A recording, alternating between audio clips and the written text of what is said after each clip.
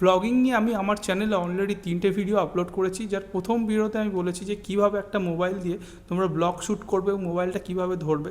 দ্বিতীয় ভিডিওতে আমি তোমাদের নিজে একটা ব্লগ শ্যুট করে দেখিয়েছি, সেটা তোমরা দেখতে পারবে আমার চ্যানেলে। এবং থার্ড ভিডিওতে আমি তোমাদের থাম্বনেল তৈরি করা দেখিয়েছি। আজকের ভিডিওতে আমি দেখাবো কিভাবে এডিটিং করতে হয় মোবাইলের মাধ্যমে। এটি এই সিরিজের লাস্ট এবং অন্তিম পর্ব।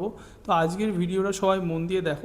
এডিটিংয়ের জন্য আমরা ইনশট অ্যাপ ইউজ করব। ইনশট অ্যাপটি ওপেন করে ভিডিও অপশানে হাত দেবো এবং নিউ অপশানে ক্লিক করব। তারপরে এখানে আমি 4টে ভিডিও ক্লিপ অ্যাড করে নিয়েছি ফর এক্সাম্পল তোমাদের দেখানোর জন্য। ভিডিও ক্লিপ অ্যাড হওয়ার পরে আমরা কি করব, ভিডিও ক্লিপটা একটু চালিয়ে দেখব এবং ধরো ভিডিও ক্লিপের কোনো একটা পার্ট তোমরা বাদ দিতে চাও, তো সেখানে এই পার্টটা সিলেক্ট করবে। এখানে যে স্প্লিট অপশানটা আছে, এই স্প্লিট অপশানে হাত দিয়ে যেই পার্টটা তোমরা ডিলিট করতে চাও সেটা ডিলিট অপশানে হাত দিলে কিন্তু সেই পার্টটা ডিলিট হয়ে যাবে। ঠিক আছে, ভিডিওটি মন দিয়ে সবাই দেখো, তাহলে কিন্তু বুঝতে ইজি হবে। তারপর ধরো কোনো একটা পার্টে তোমরা অ্যানিমেশন অ্যাড করতে চাও, তো এখানে অ্যানিমেশন অপশানে গিয়ে তোমরা এখানে বিভিন্ন রকম অ্যানিমেশনের অপশান পেয়ে যাবে। তো সেখান থেকে তোমরা কোনো একটা অ্যানিমেশন চুজ করে কিন্তু এই ভিডিওতে রাইট টিক অপশানে হাত দিয়ে তোমরা কিন্তু অ্যানিমেশনটা লাগিয়ে নিতে পারবে। আমি যেমন এখানে একটা অ্যানিমেশন লাগিয়ে নিলাম, দেখো কত ভালো লাগছে ভিডিওটা দেখতে।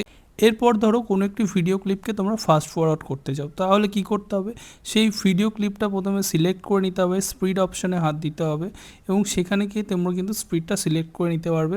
এখানে 2x 10x যতটা চাও তোমরা স্পিডটা কিন্তু এখানে বাড়িয়ে নিতে পারবে 100x অবধি। ঠিক আছে, এইভাবে তোমরা দেখো ভিডিওর ক্লিপটা আমি কীভাবে ফাস্ট ফরওয়ার্ড করে দিলাম।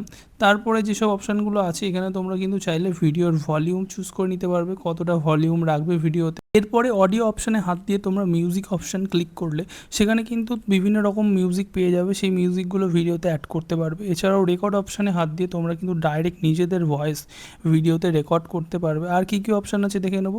এখানে আছে এফেক্ট অপশান আছে, এফেক্ট অপশানে গিয়ে তোমরা বিভিন্ন রকম এফেক্ট চুজ করতে পারবে। এখানে যেমন অলরেডি বেশ কয়েকটি এফেক্টের অপশান দেওয়া রয়েছে, তো তোমরা এখান থেকে কিন্তু এফেক্ট তোমাদের পছন্দ মতো ভিডিওতে অ্যাড করে নিতে পারবে।